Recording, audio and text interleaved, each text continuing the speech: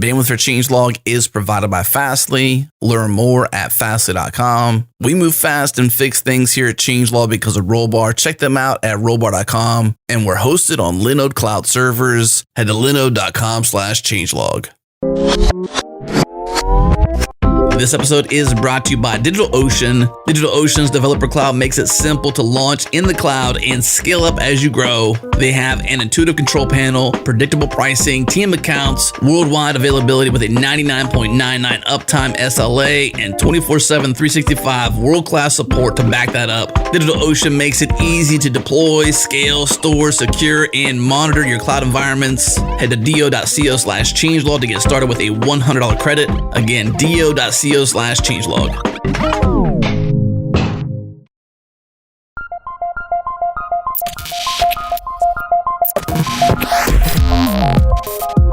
Welcome to Practical AI, a weekly podcast that makes artificial intelligence practical, productive, and accessible to everyone. This is where conversations around AI, machine learning, and data science happen. Join the community and Slack with us around various topics of the show at changelog.com/community and follow us on Twitter. We're at Practical AIFM. Okay, here's Daniel and Chris. Well, welcome to another episode of Practical AI.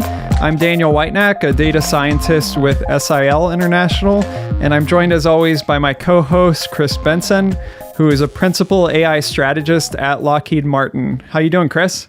Doing great. How's it going today, Daniel? It's going well. Coming off of vacation, it only took me just about till 2 p.m. on Monday to catch up on email, so not too bad. Had to jump in early and catch up from things, but all is good. How about you?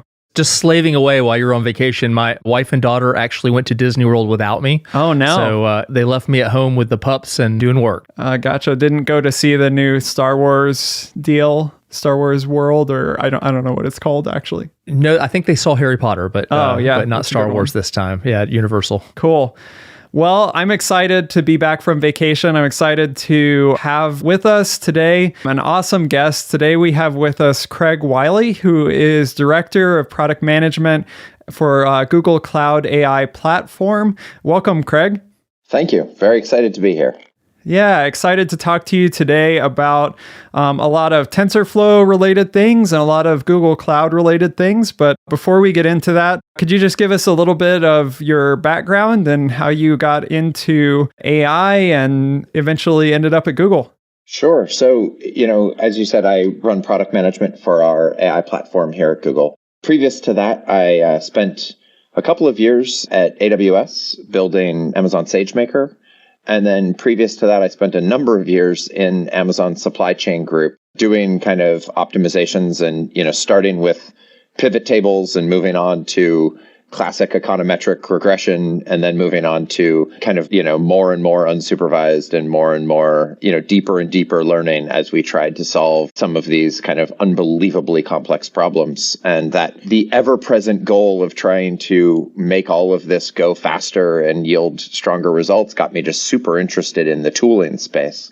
And so since SageMaker and now at Google, I've been really focused on how it is that we can unlock the power of data within the enterprise and give companies and enterprises the ability to, gain full benefit from the data sets they're collecting. So then is your background more on did you do like software engineering before that, or is your background more in science in terms of how you got into working on supply chain stuff at Amazon and all that? Yeah, so I was a philosophy major who believes deeply that the world can be regressed. If you had all the information, then I think you could kind of predict anything, right? And so you kind of followed that sense. And as I joined Amazon, I found myself, at a data-driven company, increasingly trying to answer the questions deeply with data. And that, next thing I knew, I was leading a team of machine learning engineers trying to do this at a scale that I had never imagined. So does your philosophy major, do you feel like that gives you a unique perspective on AI related things? Or do you feel like you're pretty much in the weeds of the technical stuff and you're not thinking about philosophy too much? It's a little of both. There's times when I'm pretty deep in the details here, and there's other times when I think that ability can lend some context around some of the work we're doing in responsible AI and fundamentally, if we can think about these problems as, here is the input, and from this input, we can determine an output. When we break the problem down into something that's that simple, I really think that we can broaden the customer group who we reach out to with regards to building these types of models. I know one of the things that I've really appreciated for quite a while is, you probably know more of the background on this, but I remember that someone in Google came out with this sort of, I think it was called machine learning guidelines or rules for engineers or something like that. I remember seeing it as a PDF originally, and I think now it's actually got a nice website and everything, but it was very practical set of guidelines for engineers getting into machine learning problems and all of that. And I found that really useful. Maybe we can link that in the show notes, but I definitely think that, your background probably has helped you dig into some of those problems. And I really appreciate a lot of what Google has done in that area. As a leader in this space, with great power comes great responsibility. And so we find ourselves, building things like our AI principles in an effort to try and ensure that we're proud of the work we're doing and that our customers are doing and that others in this industry are doing. So it's a deep area of passion for many involved here. Yeah, I'm not surprised. I know that following up on what Daniel was saying a moment ago, as Google has published various principles in terms of how to do machine learning, how to do ethics, which is a hot topic now that we talk about quite a bit. All these things are certainly very much leading edge, and the rest of us in the industry are constantly looking to see what you guys are putting out there, which kind of leads to transitions us to another topic, which is TensorFlow, which obviously being certainly one of the two dominant, maybe the dominant tool out there, TensorFlow, to be able to do machine learning in this space. Probably the vast majority of our listeners are quite aware of it by this time. I'm kind of curious, though, what is the relationship? Could you kind of tell us what TensorFlow is and what is the relationship between TensorFlow and Google at large? And, how do those communities interact? And kind of maybe give us a little bit about the origins of TensorFlow at Google, how it got kicked off, how people opted into that, and how the ecosystem started developing on that. Yeah. So, TensorFlow is, for those who aren't as aware, is, kind of the premier deep learning framework for building these neural networks that have become so transformational in the kind of journey of artificial intelligence and machine learning. And, TensorFlow it's an open source project, kind of started and led by Google, but with contributors from all over the world and from many different, companies and corporations and organizations.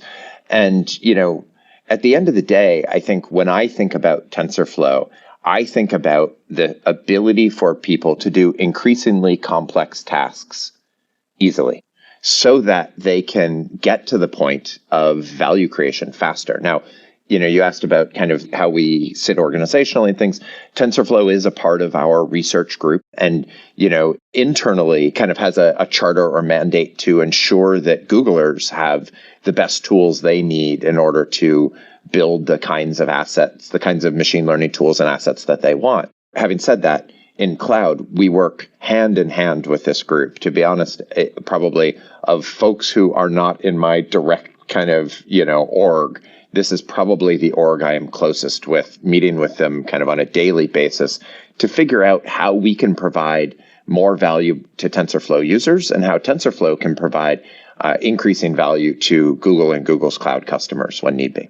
Yeah, and I know, even though I guess a lot of the decisions around TensorFlow and maybe the roadmap are made by people within Google. I know that, for example, TensorFlow 2.0, there was a lot of community involvement in that and community feedback that led to more usability and that sort of thing. TensorFlow 2.0 is a pretty big deal, I think. Maybe you could kind of remind us what happened with TensorFlow 2.0 and how that was driven by a lot of this user feedback and that sort of thing. Yeah, I think you're right that TensorFlow continues to be an active open source program and is one that, the TensorFlow, both the Google TensorFlow community and the open source community are kind of constantly seeking a wide variety of, kind of input and contributions. One of the things that I was most excited about within this same development time period, just as TensorFlow 2.0 was starting to really take shape and get to a point where it would be nearing release is at that same moment that we started to come together and bring TensorFlow Enterprise to our customers, which is, our basically offering for enterprises to be able to have a rich TensorFlow experience with the requirements that they need kind of front and center in a cloud environment. And what are those? Could you just kind of briefly describe what are some of those requirements that are unique to like a production enterprise setting that maybe are harder to deal with in an open source setting? Yeah, I mean, so, TensorFlow Enterprise, it's really designed to accelerate the software development experience and improve the reliability for AI applications in the enterprise. And, it starts really first with enterprise-grade support. And when I say enterprise-grade support, really what I mean there is a lengthening of the support window for previous versions, right? We know that folks have developed, exciting models and models that create a lot of value for their organizations on, 114 or TensorFlow 115 or something like that. And, when, TensorFlow as an open source project, they only support older releases for 1 year. And what we've done in cloud is we've come through and said, we will extend that by an additional 2 years so that you get a full 3 years of support so that these models that you've built in, TensorFlow 114, you're not feeling pressure to move them out of production and replace them with newer models. You can keep them in their environment producing value, knowing that security patches will still be deployed and kind of, fundamental functionality patches or bugs will still be fixed if you should incur them even after that 1 year window has elapsed. We focus deeply on cloud scale performance and ensuring that the TensorFlow Enterprise binaries are highly optimized for Google's cloud environment, and as well as for running on Kubernetes, should folks want to run it in a hybrid or on-prem installation. And then finally, we believe there is a ecosystem of apps that are going to be critical for customers to gain the most value out of TensorFlow. And so, for instance, we've launched a public-facing, TensorBoard experience. And, we've been open about the fact that we're working on an enterprise version of that TensorBoard experience as well. So, it's really not kind of one thing, but it's kind of a series of pieces that together we find we can kind of piece together and build a comprehensive, edition of TensorFlow that can really speak to the needs and requirements of these enterprises. So you have customers that are engaging in TensorFlow in the enterprise model and recognizing that the core TensorFlow project is open source, led by your internal Google team. From a customer's perspective, if they're opting into the enterprise version, what is the relationship like for the customer between engaging you with the additional support that you just talked about in the enterprise model versus that open source community? How do those two separate sides of the TensorFlow world at large interact with each other for that customer who has access to both? Sure. So, it really comes down to, TensorFlow is an open source project. Anyone can go and download TensorFlow, run it on their laptop, run it on their own data center, or run it on their cloud of choice. TensorFlow Enterprise, having been built and highly optimized for Google Cloud, is designed, so we have a series of products such as our deep learning virtual machines, which are basically, VMs within Google Cloud that are pre-configured to run TensorFlow Enterprise on them. So all you have to do is come in, pick an instance size, do you want a small CPU or do you want a giant GPU, and, say which version of TensorFlow Enterprise you want installed, and we will outfit you with a machine so you'll be up and running instantly with everything you need pre-installed. And then we have containers for folks who want to use any of our managed services, our Kubernetes managed services, or if they're running their own clusters, using Kubeflow or other Kubernetes frameworks for managing AI. It gives them the opportunity to get closer to their app if that's what they need to do, or move into an on-prem environment if that's a priority for them. So really, the way they can engage in TensorFlow Enterprise is it's kind of the default engagement when you work with Google Cloud. So I'm curious, we've talked about open source TensorFlow, we've talked about the various elements of TensorFlow Enterprise. I was wondering also if you could mention a bit about what TensorFlow Hub is, since a lot of people, I think, part of their first interaction with TensorFlow and maybe the problems that they're working on can be solved by pre-trained models. So I was wondering if you could kind of give us a glimpse into that world and what's available and how that works.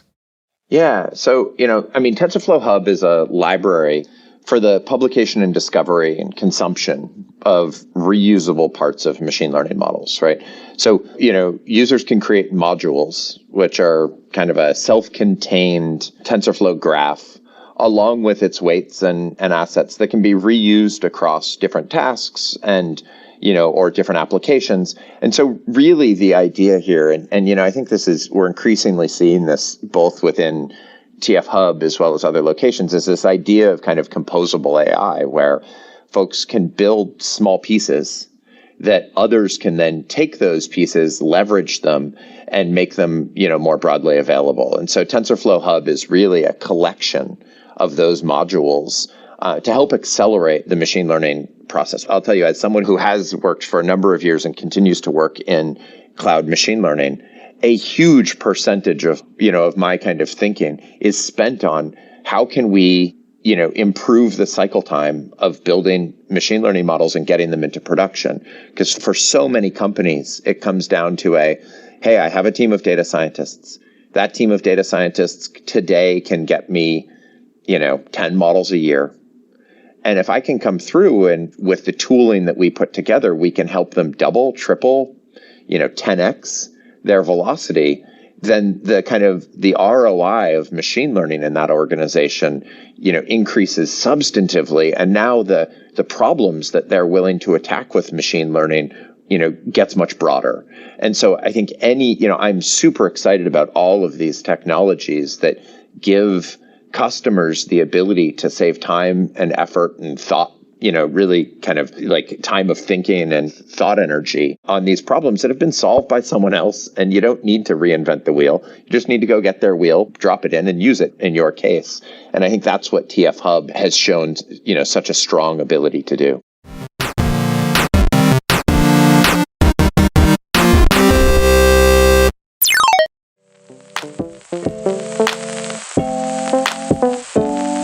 If you like this show and you aren't listening to the Changelog, hey, let's fix that bug.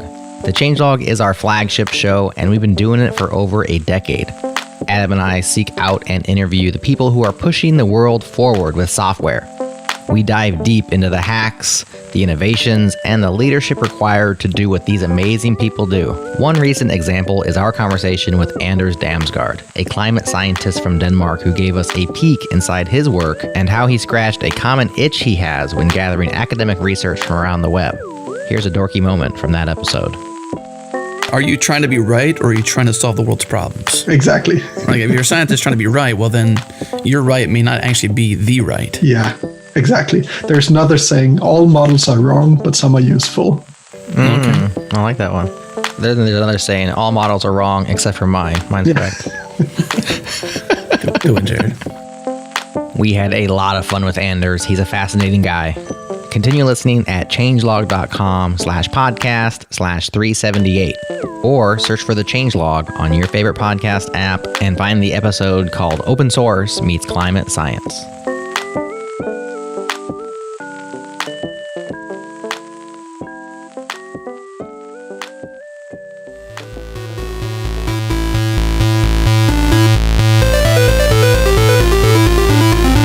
So Craig, if you are a practitioner out there and you're using Google's cloud AI services in the enterprise, what are some of the things that you're seeing pop up over and over again in terms of use cases, in terms of applications that are kind of clearly leaning toward what your services are able to provide? Are there certain use cases that you're seeing come up over and over again, are fairly common to the platform, where people are able to bring value fairly quickly to AI? using TensorFlow in this context of cloud AI, or, is it just everything is different? What kind of trends are you seeing? Yeah, this is one of these questions that gets harder every month for me to answer. If you had asked me this question a couple of years ago, I would have kind of said, people build great recommendation systems and people build great forecasts or great, vision models or something like that. And the kind of, application of models was still relatively narrow. But today if I look at company like Unity, so Unity uses Google Cloud and TensorFlow Enterprise to quickly test, build, and scale out ML models at a massive scale, right? Allowing them to serve up kind of the most relevant ads and drive revenue for game developers. And so, we don't think about, when we kind of turn on the game on our phone or light up the most recent, kind of game that we're excited about, we don't think about the fact that there is tremendous technology going on behind the scenes to target those ads, to pay for that game so that it can continue to be free for us. And, this is something that is very important to Unity and its developers and customers. And they have found tremendous success using TensorFlow, using TensorFlow Enterprise, and using Google Cloud to kind of be able to scale this problem that, requires them to kick off kind of hundreds, thousands, or tens of thousands of models kind of, in an effort to kind of highly target their advertising and what have you. I take that as one example. And then on the other end, I can call out a company like GM Cruise, right? So GM Cruise is, a strong leader in autonomous vehicles and is a TensorFlow Enterprise customer. And, the deep collaborations between Google Cloud, TensorFlow, and GM Cruise have given us the ability to reduce their training times from, I think when they arrived, it was something along the order of 4 days, and now it's less than a day. And so, when you're able to achieve, a 4x reduction in cycle time, now all of a sudden they can potentially move 4 times faster in trying to get to the solution to their problem. And as the father of a young child, I have to say the idea that he'll never drive a car is a very exciting idea to me.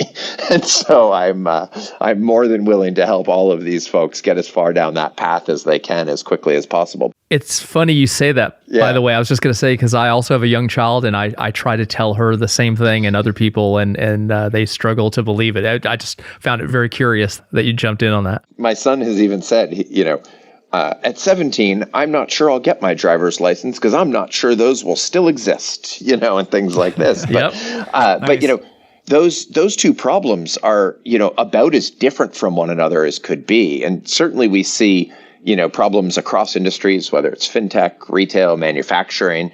I continue to be humbled by the creativity that folks have in finding ways to utilize this technology to create value for their companies. So I'm kind of interested, since you see so many use cases in your day-to-day and have seen so much variety, I'm kind of curious to get your perspective on actually how enterprises are leveraging AI. And what I mean by that is kind of in my mind, how I see various companies approaching AI is you've got on one end of the spectrum, you've got companies that are like really investing in intense research and development. And maybe they're actually, have their own AI team and they're developing their own model architectures and very unique models, very unique combinations of models, and doing those sorts of things. You've got other groups that are what I would consider more kind of like doing AI cooking, in the sense that they get like a recipe, they get an existing neural network architecture or something like that. They plug in their own data to create their own model and then go from there. And then there's other end of the spectrum, definitely a lot of people that are just scaling up inference. So they might be using a pre-trained model or a combination of pre-trained models or modules, or maybe they're just doing a bit of transfer learning or something like that based on what someone else has previously done. And so they're not even contributing a ton of data to the situation in terms of training. I was wondering, from your perspective, where are you seeing the biggest investment from enterprises these days? Or is there a shift one direction or the other on that spectrum? It's a really good question. And, it's one that we spend a lot of time thinking about and working with companies on how they're thinking about this problem. I'll say the companies who I've been most impressed when I hear their strategy around these things it really comes down to where they choose to buy versus build. And, from that perspective, one of the things that I think deeply about and that I think others do as well is this idea that, if you can buy a solution, right, whether it's a, contact center AI, our kind of intelligent, virtual assistant or contact agent in your call center, or our document understanding, these technologies that are powered by AI, these make a ton of sense for companies to buy, because for most folks, your contact center isn't the primary point of differentiation for you. And now, as you move kind of further down the stack, I think the question becomes, where are you comfortable using AI to accelerate your business and gain efficiencies in your business? And where do those efficiencies, where are they tied to your competitive advantage as a company? And fundamentally, the idea of buying your AI makes a ton of sense if it's something that you're very comfortable with your competitor buying as well. But when it comes to what you should build, it really comes down to where are the unique areas that you think you could kind of, express some differentiation in that industry. And, so if I take retail as an example, we'll see retailers who are, happy to buy a recommendation system, but they want to optimize the back end and their supply chain deeply, because that's how they believe they can stand out. Or maybe they'll want to highly optimize their promotional capabilities or something along, or their forecasting capabilities. Whereas others may say, listen, forecasting and supply chain, I'm happy to kind of work with a partner and get the best in class that is easily available to me. But I really want to stand out on our usability or our recommendations and things of that nature. And that's how I plan on setting us apart from others. And, I think that's a conversation that companies have been having for a long time with regards to the software they're building. And, if I think over the last decade of the number of industries where the leader in that industry has almost become a, hybrid software company, right? Whether it's a retailer who's become more or less a software company, or a healthcare provider who has a giant software investment, those same decisions that have powered that kind of investment over the last decade, I think now we're seeing that same set of decisions being applied to how they'll invest in intelligent computing and where they'll choose to build versus buy. So I'm not seeing kind of a wholesale like, hey, people are, giving up notebooks and are only going to go buy from now on, or vice versa. It's really around how companies will choose where they, are willing to build versus where they're willing to buy, and how that aligns to their strategy. So I love your perspective there, kind of the business take on where you're going to choose to invest in adding value and how you create competitive advantage using these types of AI tools for your own organization. And so I found myself, as you were saying that, I found myself wondering, what do you think some of the big challenges that you see people trying to create competitive advantage for themselves, where it's not the run-of-the-mill stuff where they're just, taking their data and doing a little bit of transfer learning and creating their own version of the same model, but the things where people are saying, this is where our organization wants to make a mark. Are there any examples that have particularly surprised you or caught your attention in terms of big challenges that organizations are staking themselves on? It's an interesting one.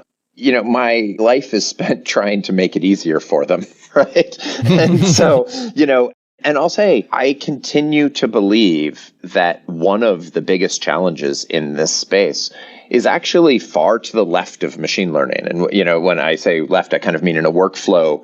If I start with kind of data acquisition at the left-hand side and I end up with a model in production at the right-hand side, that kind of data acquisition, that data cleansing, I'll tell you, the number of organizations who are, where I'll talk to data scientists and they'll say, yeah, the data is decently clean and I know where to get it, but I can't get it because there's organizational silos and this other organization owns the data and I can't do machine learning on it or something like that. Really common problem too. Yeah. And these are the things that just break my heart. And, one of the exciting things for me about working with Google Cloud is the tight integration between our AI team and our analytics team, results in some opportunities for customers to much more easily do these things. So a great example would be BigQuery. So BigQuery is Google's hyperscale data warehouse product that I'll say, if you haven't played with it, you should, because it is, an order of magnitude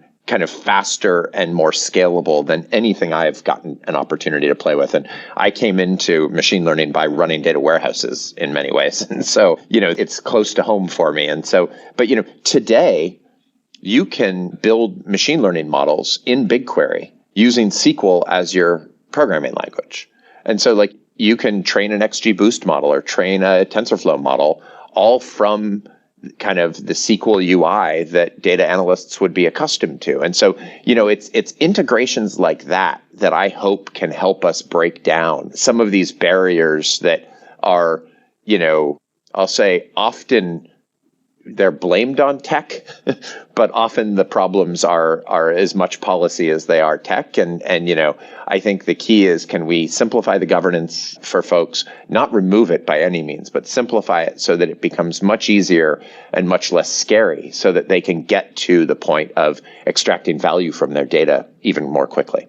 I know one of the things that I've hit occasionally is, because you're working in the cloud and people, in large enterprises have traditionally had their data in their local data centers, and maybe there's restrictions like governance things like you were talking about around moving that data around. Do you still see that popping up in terms of people being hesitant to utilize cloud resources for AI just because they have to move the data around? Or do you see any progress on that front in terms of people being more willing to invest in moving their training data set to the cloud and managing it there? I absolutely, customers are getting more comfortable. I think this problem is being solved in two directions. One is, the clouds in general, and Google in specific with Google's Anthos, which is our ability to run a Kubernetes cluster across a data center and cloud as if it were kind of one Kubernetes cluster. Sort of like a hybrid deal.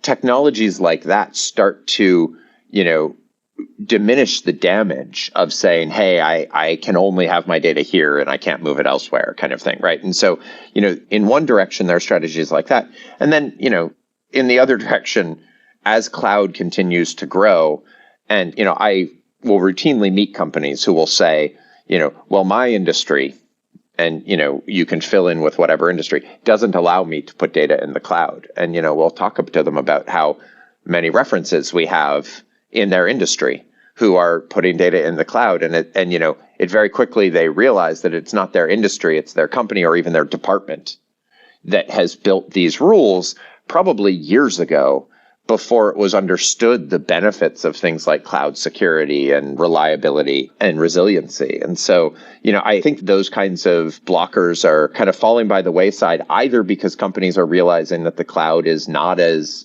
scary as maybe they imagined, and then secondly, because the cloud is coming to the customers in a big way. So, one of the things as we kind of talk about Google's cloud AI and using TensorFlow in the cloud, I know for me, using Colab has been a real game changer. It is, I will just go ahead and say it is my favorite cloud environment to work in. And I know a lot of other people who feel the same way. And so I've kind of stuck my own bias out there. What kind of insights have you had into the future of how we're going to use these tools in the cloud, where Colab might be going specifically, and what kinds of integrations will we continue to see and accelerators will we continue to see in these types of environments? Yeah, whether it's Colab or whether it's notebooks on Kaggle or whether it's Google's own Google Cloud's, Jupyter as a service or Jupyter Notebook service, I continue to be excited, and I'll be honest, slightly disappointed, and I'll get into that in a moment. I continue to be excited by the evolution of tooling for machine learning. I say slightly disappointed. I wish it were moving faster. And, I think you're starting to see that with more and more kind of opinionated workflows, right, around, whether it's AutoML type of workflows or, kind of rich templates, to your point of the cooking recipes, right, that can kind of get people 90% of the way there and then let them adjust the part that matters to them.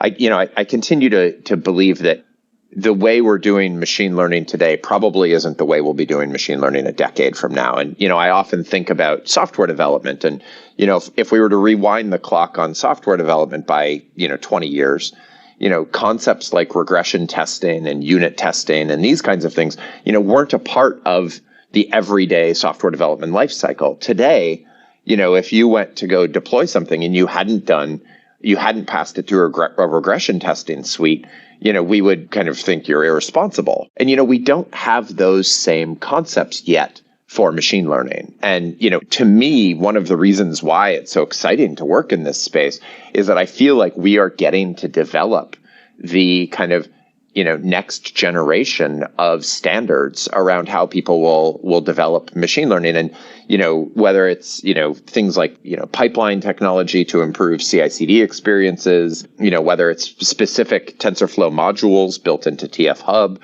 or notebooks, notebook examples on Colab or on Kaggle. This is an area that you can feel is, very likely going to evolve very quickly over the next few years.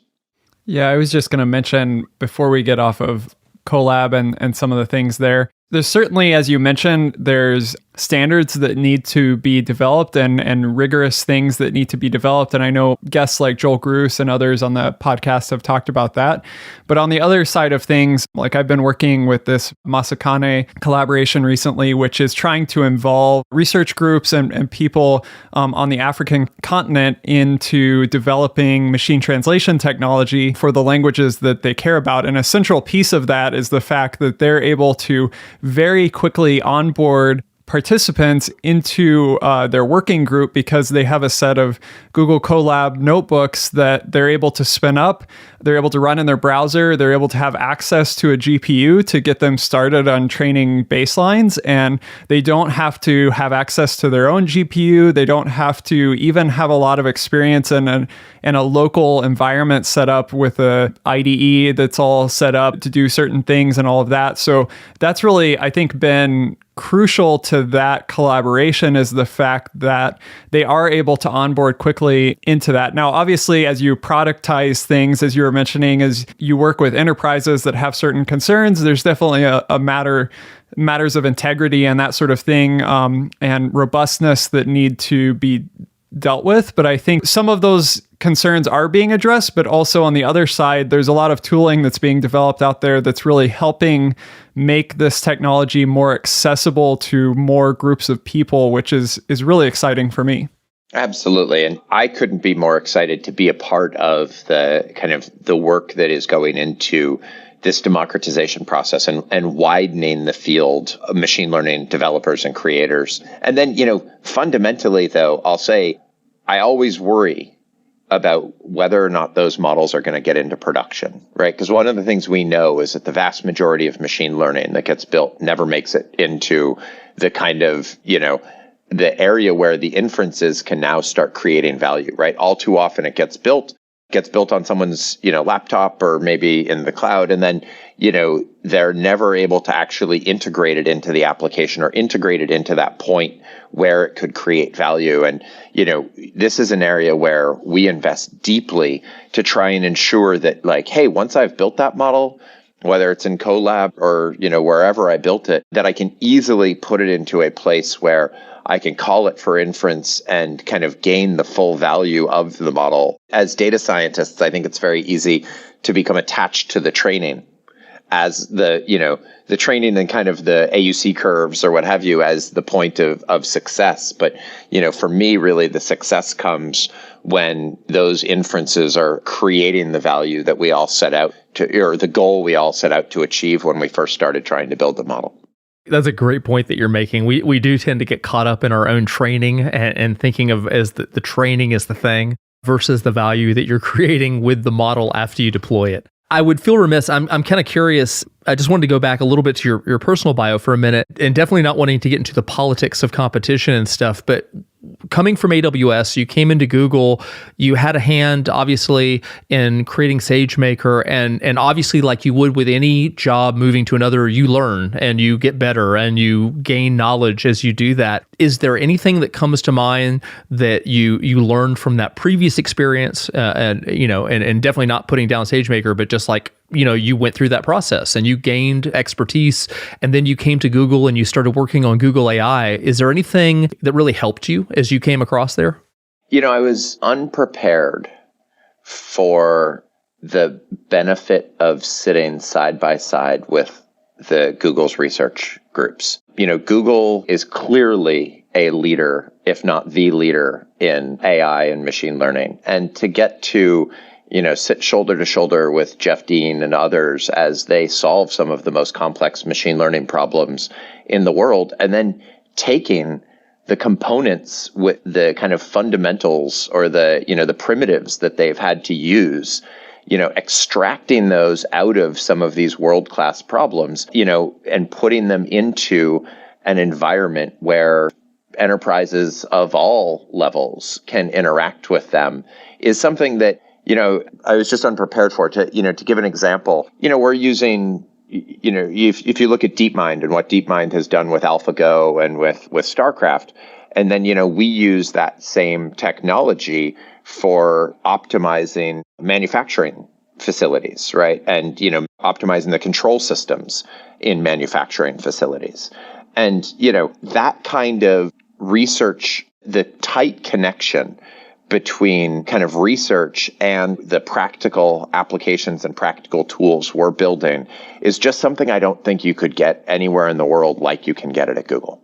I know one of the things that I feel a lot as someone who isn't at Google but keeps a close eye on what's going on in AI, it often seems like there's just so much happening so quickly. And obviously Google is doing a lot. Other groups are doing a huge amount of research. And it just seems like, like recently I remember Facebook released this like multi-language question answering data set. And I was like, oh, this is really cool. This is like something I wanted to see for a while. And so I started playing with it. And before I even got done, figuring out some of what they had done and how it worked and the format, there were already I think Google came out with another one, and there was there's been 3 or 4 non-English question answering data sets and models that have come out after that. As someone who's kind of helping shape the future of Google Cloud AI, and in those discussions, how do you parse through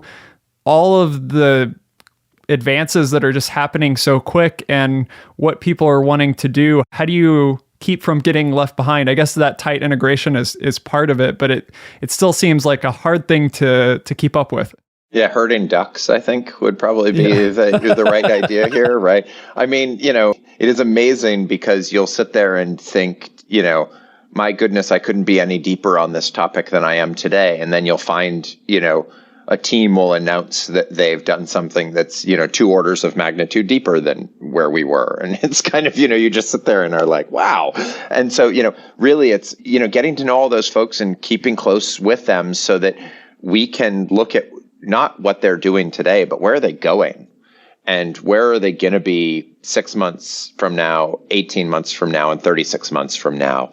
And how do we ensure that we're building towards that fact? I mean, in kind of cloud where I sit, I look at things like GANs or things like, reinforcement learning and say, well, listen, most enterprises aren't running machine learning most enterprises, if they're running machine learning, they're running scikit models at this point.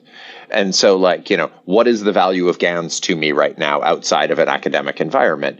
But then, what we find is very quickly, far more quickly than I would have imagined, companies start jumping on some of these technologies, and we find new and exciting ways. And, so for example, we are running a Kaggle competition, a reinforcement learning Kaggle competition right now, first of its kind within Kaggle.